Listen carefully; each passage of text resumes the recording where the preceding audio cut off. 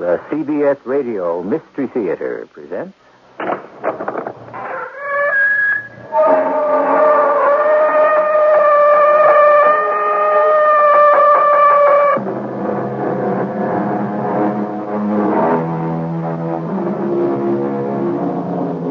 Come in. Welcome. I'm E.G. Marshall. Mr. Rudyard Kipling used to say, "The toad beneath the harrow knows exactly where each tooth point goes. The butterfly upon the road preaches contentment to that toad." It's remarkable, isn't it? How other people's sorrows are always so bearable. Other people's sorrows. What would we do without them? Occasionally. But, Rudy, they'll kill me. They wouldn't dare.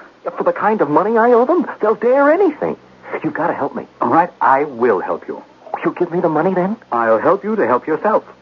How? We'll go to the police. No. It's the only way. How long do you think I'll live afterwards?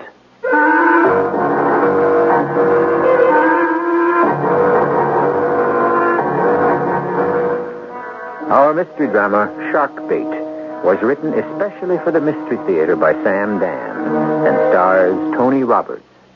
It is sponsored in part by True Value Hardware Stores and Buick Motor Division.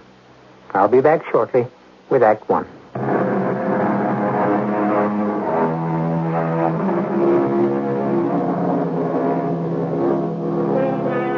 Who was it that said, "We can forgive our friends anything except success"? No point moralizing about it. It's completely human, and therefore quite normal and natural. However, like everything else, it can be carried to extremes. Randolph Watson is having breakfast with his Aunt Ethel. Have some kippers, Randolph. Kippers? Very tasty. Very salty. Nonsense. Well, my doctor says that... How old is this doctor of yours? I'd say he's about 40. Well, I'm 81.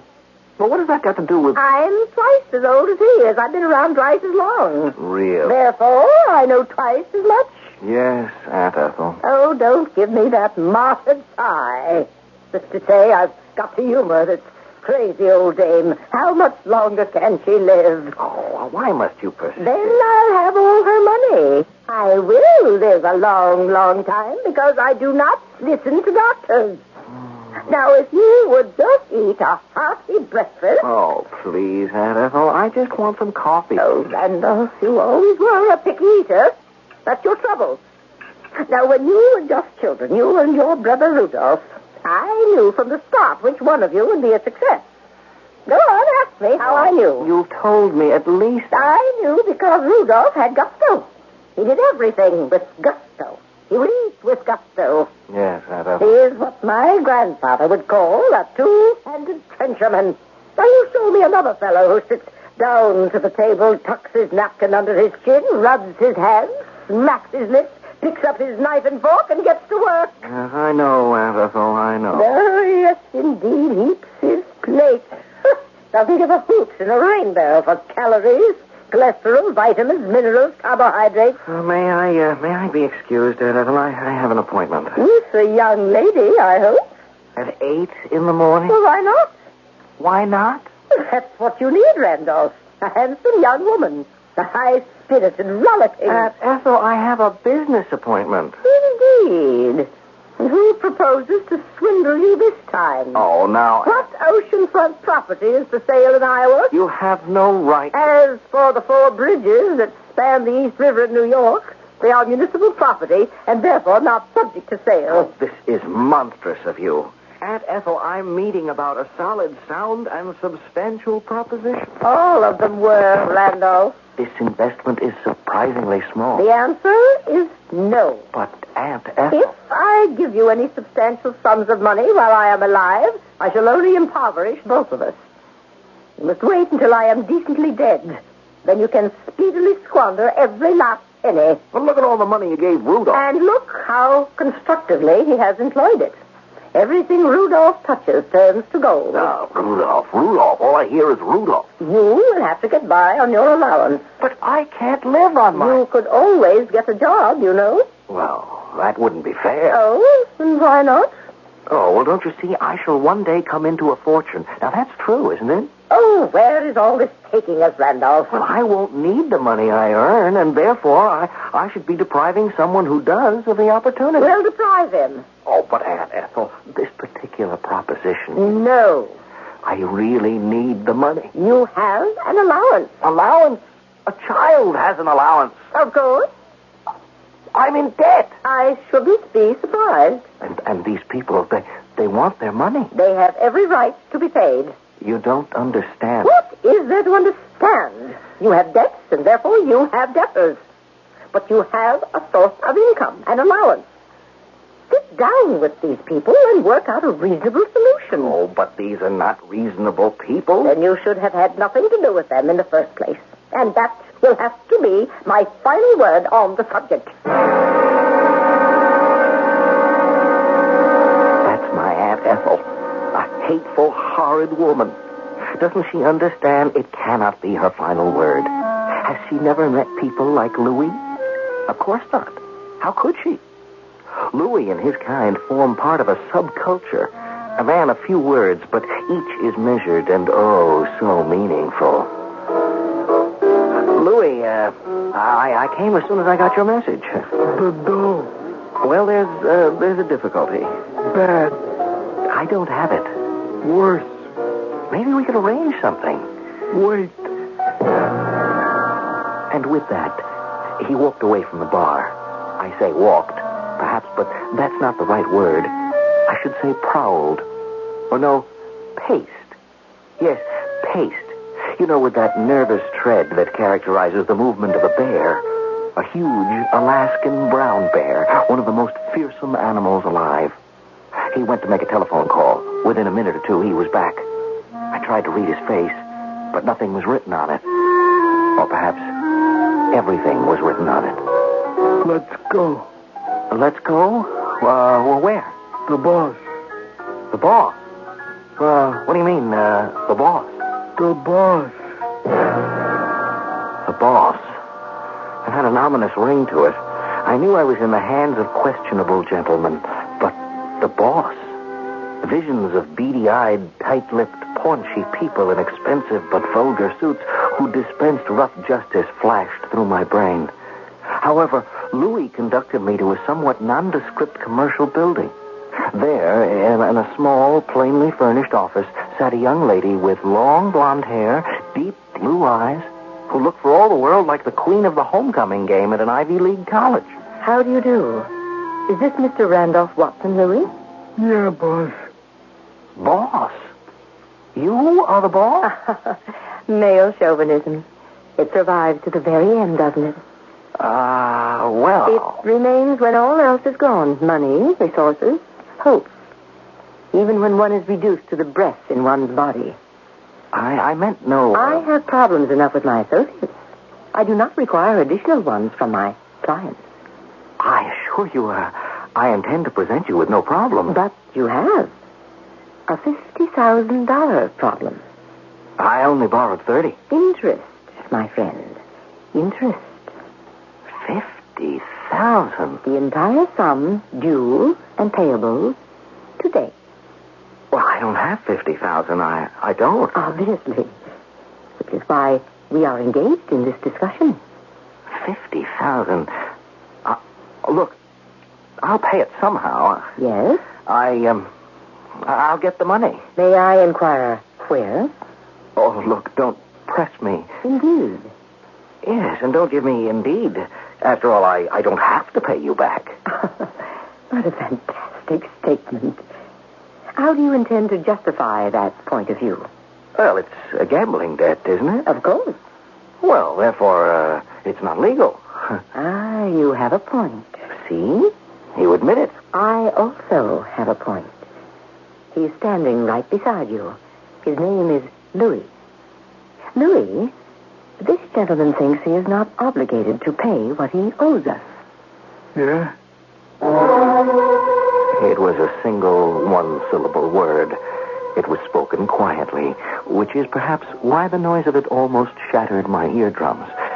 I looked into Louis's eyes. I saw my fate.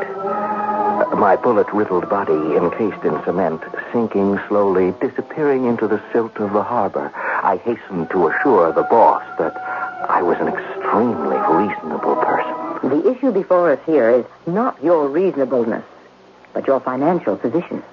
My aunt refuses to give me any more money. Ah. Well, you have a brother? Ah, yes. I do have a brother. A twin brother. Rudolph. Rudolph and Randolph. The Watson twins. Rudolph. Oh, yes, Rudolph. The robust one. The handsome one. The talented one. But only I knew his true nature. I'll tempt him with this royal halberdier. You know, it's the oldest fly in the world. Rudy. They say it was first tied by Bonnie Prince Charlie himself, as he fished for salmon in his favorite Highland stream. Yes, Rudy. Why aren't you fishing, Randy? Oh, bother fishing. You can buy the finest fish there is without getting your feet wet and your clothes smelly. Got him. I hooked him fair. Oh, he must be 10 pounds if he's not. Does he work all that exertion? Just wait till we dine on him Friday night at Aunt Ethel's. Oh, please, you're making me ill. Got you, my fine beauty. Got you. Yes. Properly spiced, prettily garnished. Oh, what a feast is in store. Rudy, I need $50,000. Well, last month you needed $25,000. It's the same money. Oh? Did you borrow more? No, it's just the way that they figure the interest. Well, that sounds usurious. It probably is. Well, then it's illegal. Well, I don't deny it, Rudy. Well, you must report it to the district attorney. I don't need advice, Rudy. I need money. Well, I don't have any. You don't have any? I don't have any for gangsters and gamblers and loan sharks. But those people will kill me, Rudy. Well, they shall do no such thing. How can you say that? Because I shall go to the district attorney. They'll kill you, too. Well, I shan't permit any hoodlum to push my brother around. But the money means nothing to you. In the immortal words of Charles Goodloe Harper, millions for defense, but not 1 cent for tribute.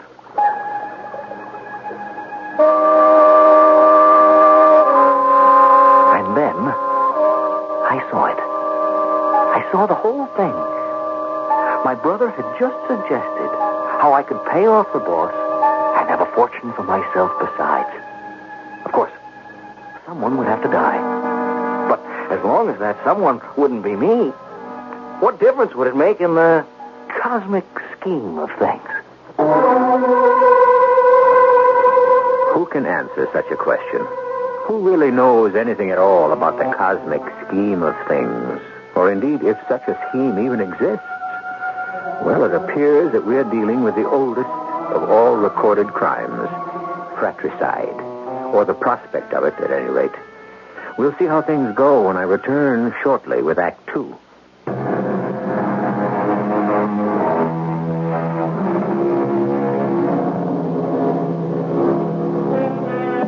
To all intents and purposes, what some of the extremist Jacobins of the French Revolution seemed to be saying was, "Be my brother, or I'll kill you."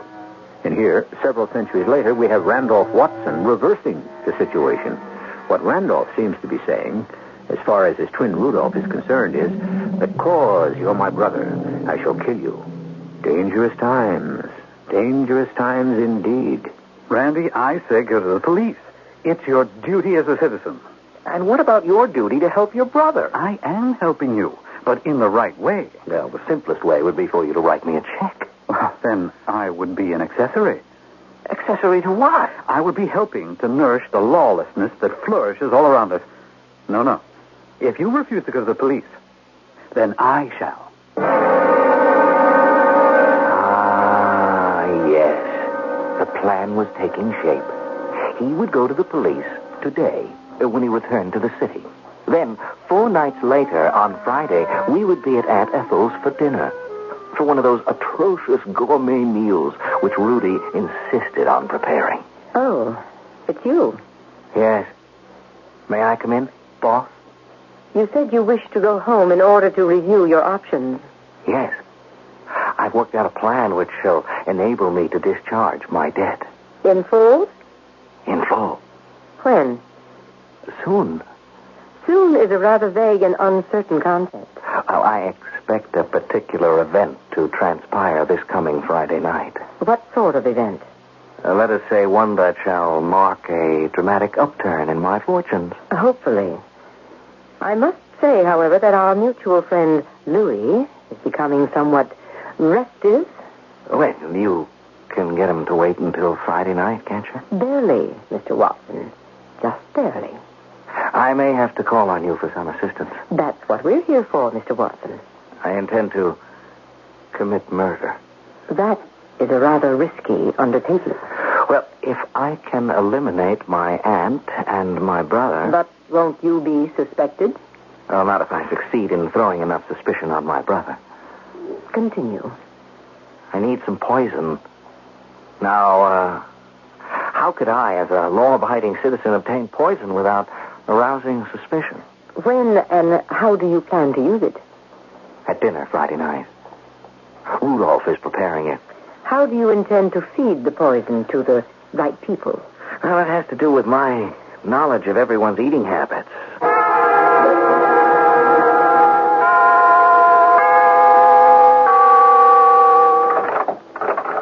Yes? Mr. Randolph Watson. Who wishes to know? I'm Detective Lieutenant Ferret. Ferret? You are Mr. Watson? May I come in? Ferret. The most appropriate name for a detective. What may I do for you, Lieutenant Ferret? You can tell us who's trying to shake you down. I beg your pardon. I'm sure you know what I mean. I haven't the foggiest notion. Mr. Watson, your police department is trying to help you. Help me to do what? Help you to, well, I guess you could say, extricate yourself from this position you're in. To what position do you refer? We are wasting time. Now, you know you're into the sharks. You'll never be able to swim home free unless we help you. Are you sure you want me, Randolph Watson? There isn't some mistake? Oh, there's no mistake. He said you deny it at first. Who said I would deny what at first? Your brother, Mr. Rudolph Watson. Well, where does my brother enter into this? He came down to headquarters. He said his brother, that's you, was in the clutches of some loan sharks. He said that? I am giving you his exact words. But it isn't true. If it isn't true, why should he say it? I don't know. Now, look, Mr. Watson. Why would your brother come to us with such a story? I said I don't know. Well, I've got an idea you do know. Now, tell us what's happening. I can't. Why not? I have to protect my brother. The people who can protect you or your brother are the police. He's in trouble. Your brother Rudolph? Yes. Well, you better tell us what it is. Yes. Perhaps that would be best. You see, Lieutenant, Rudy is the one who's in the clutches of the loan shark. Now, wait a minute. No, it's true. Well, why would he come to us and say that you were... Because perhaps he was too frightened to do it for himself. Yeah? Do you ever read the Advice to the Lovelorn columns, Lieutenant? No. Oh, you should. It's a fascinating sociological commentary. What does this have to do with what A typical letter usually begins, a friend of mine is having trouble with her husband, or I have a friend who is in a terrible situation. Do you see? Do I see what? But isn't the friend? It's the person who's writing the letter. Everyone hides behind another identity. It's what Freud calls transference. What are you trying to tell me, Mr. Watson? That your brother is actually in trouble with some gangsters, but insists that you're the one who is? Exactly. But why? I told you why. It's the same reason people write their lovelorn letter claiming they're doing it for a friend. No one wants to admit that he could be foolish enough to get into such a terrible situation to begin with. So, it's your brother, huh? Yes, Lieutenant. And we must help him. Do you know who the sharks are? No, this is the first I've ever heard of it. Does your brother have any money problems? None that I know of. But What? oh, he has so many deals going on at the same time. Has he seemed nervous, worried lately? Well, now that you mention it, he has been worried. I'm sure of it. Worried about what? Money. Well, from what I hear, he's a rich man. Oh, you can be rich, but you can still be hard up for cash. Sometimes you need a great deal of cash, and you're forced to convert certain holdings at the wrong time at a considerable loss. Oh, and that's the spot your brother is in? Lieutenant, he must be in terrible trouble. If he's been to the loan sharks, then it means that... What? Oh, what does it mean? It means that she turned him down. Who turned him down? Aunt Ethel. Yeah. Yes, it has to be something very bad, because he's the favorite, you see. He always was. He could always get anything he wanted from Aunt Ethel. And now I'm worried. I'm really worried. Well, see if you can get him to talk to you. Yes, I will. It may take a while, but I'm sure he'll talk. His going to the police and saying that I was in trouble is his way of asking for help. Here's my card. It has my telephone number. Call me as soon as you know anything. Any time at all. Yes, Mr. Watson. At your suggestion, I went to see my brother. Was he willing to help you? Well, he was willing to tell me how to help myself. What did he suggest? That I go to the police. And? Oh, naturally, I refused. Naturally. However, he went to the police. And? The police came to see me. And you said to them? I said it was a ploy on his part. A ploy? Yes, a psychological ploy. For what reason? He was the one who owed the money. Oh. It would be good for me if the police could be completely convinced of that. How would that be good for me? It would set in motion a chain of events that could enable me to pay off my debt. What is it you want me to do? It would require the services of Louis. My brother Rudolph, the master fisherman. He had no way of knowing or even suspecting, but he was about to become a fish himself. He was lunching at his club, as usual, the following afternoon. Suddenly, a tall, heavy man entered. You, I beg your pardon. listen. What do you want? Pay up. I beg your pardon. What are you talking about? This. You see that?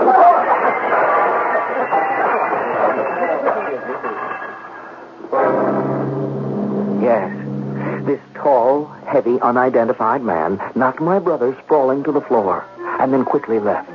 I say he was unidentified. I could identify him as Louis, but of course I won't. Inspector Ferret seemed quite concerned. No doubt about it now.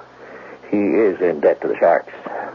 It happened in front of at least 20 witnesses at his club. But couldn't anyone do anything? Well, it happened so quickly. Did the assailant say anything? Oh, yes. At least 10 people heard him. It was a warning to pay up. Oh, well, when you faced him with it, what did my brother say? He said it was a case of mistaken identity. Oh. He claims the hoodlum mistook him for you. Won't he identify the hooligan? He claims he doesn't know who the man is. Well, we're having dinner with my aunt this evening. Perhaps I can talk the whole thing out. Oh, the police actually think I'm the one who's in debt. Well, why should they think that? Who knows? Some detective with the unbelievable name of Ferret came by to see me. Ferret? You're joking. Now, look here. Why don't you tell them that you're the one who's in a jam? Oh, how long do you think I'd live after I made such a statement and then proceeded to identify the sharks? If you'd have given me the money when I asked you to... Randy, that fellow, he was like a mean, growling bear. I have an idea this could be serious. Well, that's what I told you. That fellow had the two of us confused. It could be serious for me, too. That is, if you don't pay up. Now, I'll tell you what I'm willing to do. After we've had dinner with Aunt Ethel this evening, I might work out a way to lend you that $50,000. What do you say? What a difference a day makes from the popular song of the same name some years ago. Yesterday, I would have leaped for joy. I would have laughed and cried and danced on the ceiling. I would have shouted, "Saved! I'm saved!" But that was yesterday. Today was another day. Today, I had a new plan. A bright, brilliant, beautiful plan in operation. Today, I was playing for higher stakes. I was no longer interested in paying a picayune $50,000 debt to some small-time hoodlums. Today, I was about to become one of the richest men in America. 2 people would have to die before that could happen, but I knew how to bring that about easily enough. And so, I turned to Rudolph, and I said, "What do I say, Rudy? I say, no, thank you." You mean you don't need the $50,000? No, Rudy, I don't need the $50,000. Well, I offered. Yes, Rudolph, you did offer. Thank goodness the offer was turned down. We came very close to not having a third act. Because if Randolph had accepted Rudolph's offer of the money, our drama would have to be over then and there. The boys would arrive at Aunt Ethel's, have dinner, and that would be that. But now we're going to have our murder. And right in the place that's been set aside for it, in Act 3, which I shall bring you shortly.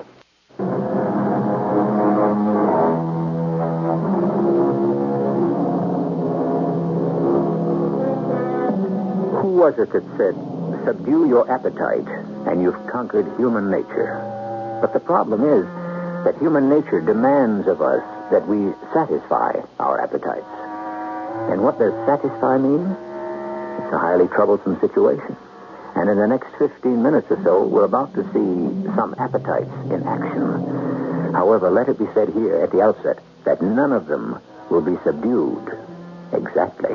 Ah, what splendid salmon, Rudolph. Yes, Aunt Ethel.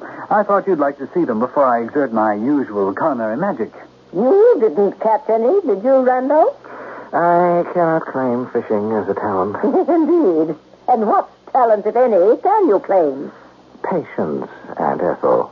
Patience. Well, shall I go into the kitchen and begin? Yes, Rudolph. But please be careful of poor Skewer's feelings. I suppose I should explain. Aunt Ethel has a chef. His name is Skewers. He's a fantastically jealous person. He looks upon these weekly dinners that Rudy prepares as an invasion of his culinary province. I have him in reserve as a second-line suspect, if he's needed. He generally grumbles and sulks while Rudy usurps the kitchen.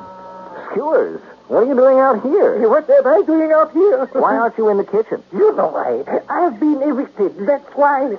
Don't you know what night this is? Friday. Ah, yes, Friday. And that amateur, your brother, is in the kitchen. Well, you must admit he is a rather good cook. Cook. That's exactly what he is. A cook. That's what makes him an amateur. A chef is a professional. Chef. You know what that means. Chef, the top, the best. You're right. He is an amateur. He's gifted, but an amateur for all that. She has no right to foist him on you. What can I do? She pays the bills. She's the boss. You know, Skewers, I, too, am an amateur. And a gifted one, too. Yeah? No, yes. I happen to play the bassoon. I didn't know that. Well, it's always been my fondest dream to play with the City Symphony. I used to ask my aunt to arrange it. How could she arrange it? She owns the City Symphony Orchestra. How could she own... She's the wealthiest patron. She practically supports it. One word from her and the conductor wouldn't dare to refuse to let me sit in. But when I asked her, do you know what she said to me? Go ahead, ask me what she said. What did she say? She said she would not foist an amateur on Mr. Kozulowski. That's what she said? Yes. But she doesn't hesitate to foist an amateur on you. That's right. That's right. It's because she has no respect for you. Yes. In all fairness, I play bassoon better than Rudolph Cook. We'll see about that. And, with all due respect, she's an old lady. There must be the utmost skill and care in the preparation of her food. Suppose she gets sick. I helped him work up a fine head of steam and pointed him toward my Aunt Ethel. You could hear the fireworks all over the house. All the other servants simply stood silent in shocked surprise. They'd remember this later, when the police would ask questions. I've been banished to Thornhouse. Nonsense, Skewers. And your nephew Randolph is a better bassoon player. What are you saying? Yes, I notice you don't let him play in the kitchen. Now see here, Skewers. I am going to speak my piece and have my say. I want respect. But I do give you respect, Skewers. Rudolph does not know how to cook. Oh, now, Rudolph is a splendid cook. He's an amateur. What if you get sick, huh? Sick? You know how easy it is to get sick from bad food. Skewers, I will not put up with this shouting. Don't say I didn't warn you. Yes, perfect. Everyone heard him threaten. It was exactly what I needed. And now, to effectuate the plan, I had in my pocket a small vial of tiny white crystals the boss had sold me. They looked like ordinary table salt. I placed a liberal quantity in the ornate sterling silver salt cellar. These crystals were called aronite, perhaps one of the most lethal forms of the deadly poison strychnine. Just a few would be enough to cause instant death. Now there was nothing to do except wait for the meal to begin. Oh, how I do enjoy these Fridays. I don't see enough of my nephew somehow. What's for dinner, Rudy? For your dining pleasure this evening, madame, we have, as the French might say, a la poached salmon. Ah. With the fine herbe. Oh, And the sauce, in honneur de ma tante, la sauce Eiffel. marvelous. It's a good, fresh fish. Did it need all this fuss? Barbarian. Oh, it could have been simply boiled, or broiled, Randy. or baked. Oh, where have I gone wrong, I wonder? I tried to raise both of you in a civilized manner. I believe our dinner is even now at the peak. It must be eaten at once. Sooner or later, both of them would ask for the salt.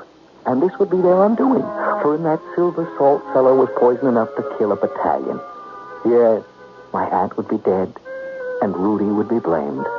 If he died too, well, something went wrong with his plan. Or I had Skewers to take up the slack.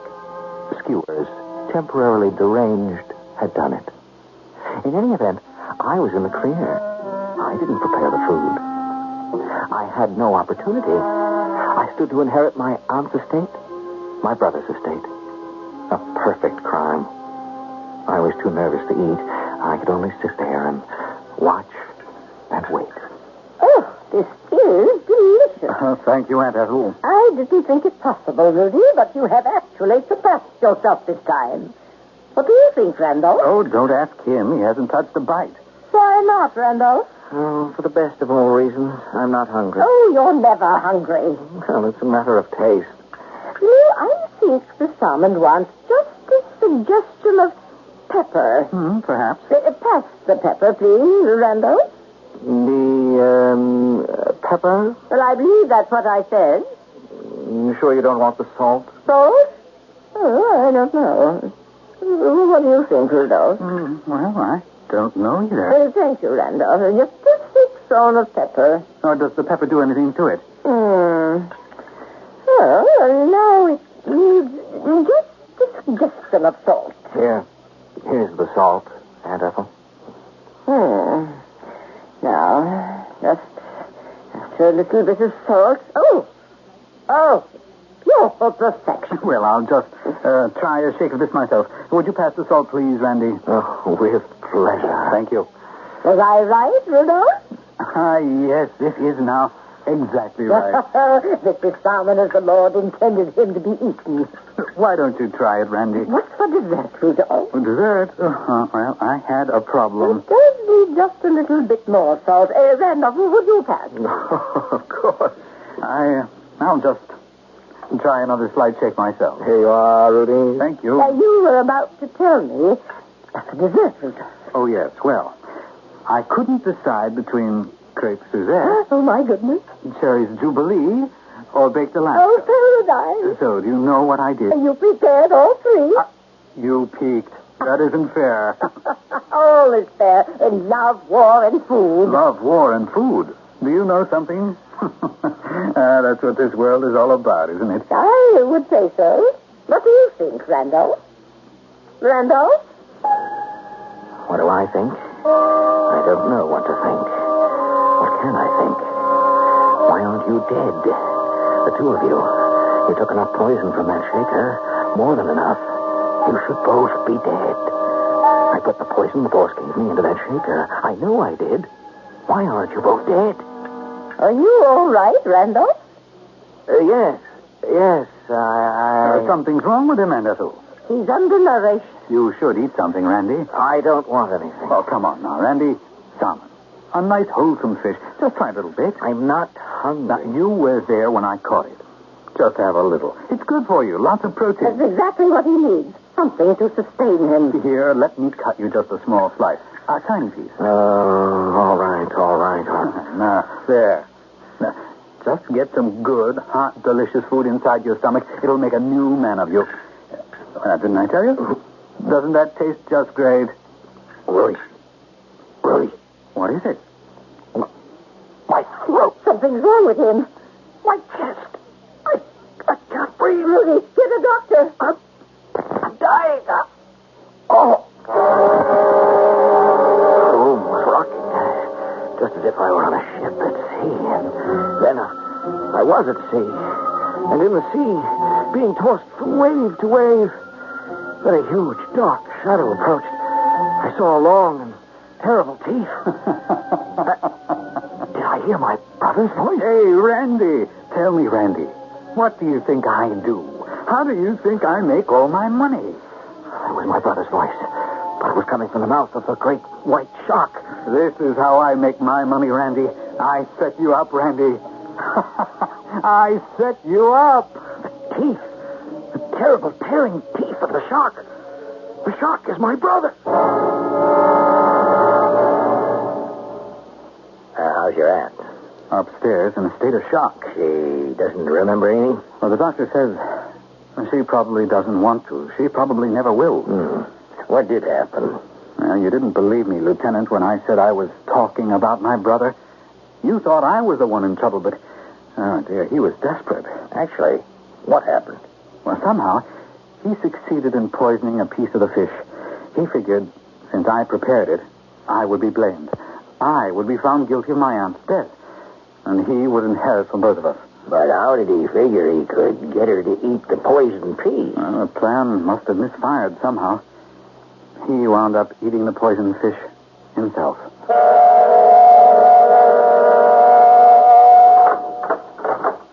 Hello, Rudy, baby. Hello, boss.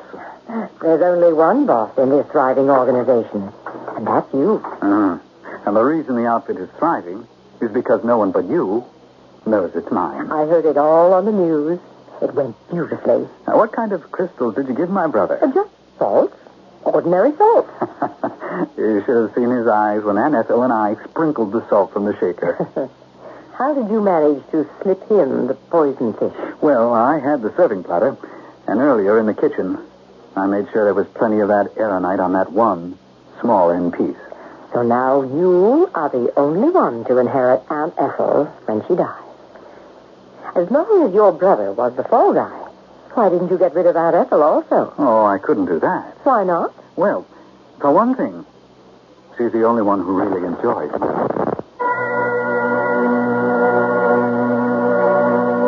Which is as good a reason as any. After all, cooking is an art. As a matter of fact, as the great master cook of all time, the Chevalier Savarin said, anyone can be a roaster of meat, but only an artist can hope to be a cook. Well, I've cooked up one or two things we can discuss shortly.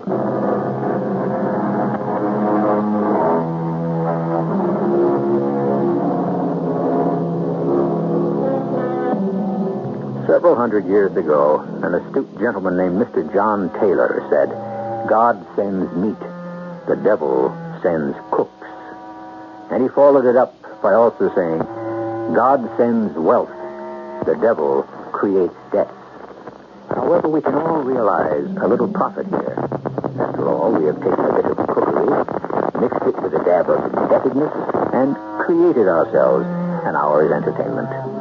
Our cast included Tony Roberts, Joan Shea, Lloyd Batista, and Earl Hammond. The entire production was under the direction of Hyman Brown. This is E.G. Marshall inviting you to return to our Mystery Theater for another adventure in the macabre. Until next time, pleasant dreams.